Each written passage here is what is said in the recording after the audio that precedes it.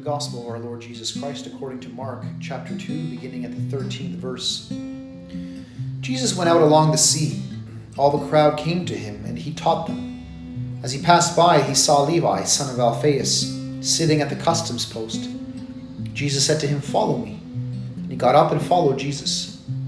While he was at table in his house, many tax collectors and sinners sat with Jesus and his disciples, for there were many who followed him. Some scribes who were Pharisees saw that Jesus was eating with sinners and tax collectors and said to his disciples, "Why does he eat with tax collectors and sinners?" Jesus heard this and said to them, "Those who are well do not need a physician, but the sick do. I did not come to call the righteous, but sinners." Today's gospel reading, we are given Mark's account of the call of Levi, the tax collector.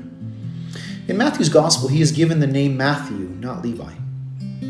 Some of you may be familiar with the wonderful painting of The Call of Matthew by Caravaggio. It is one of my favorite paintings. Levi or Matthew would have seemed an unlikely enough candidate to be a disciple of Jesus.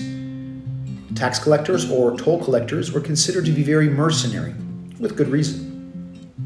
Yet in this morning's gospel reading, Levi got up from his customs house and followed Jesus.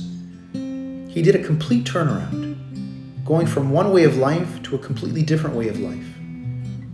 There was something about the presence and the word of Jesus, "Follow me," which brought about a complete transformation in Levi's life. The presence and the word of the Lord continue to have the same transforming power among us today. The most unlikely things can happen in our own lives when we open ourselves fully to the power of the Lord's presence and word.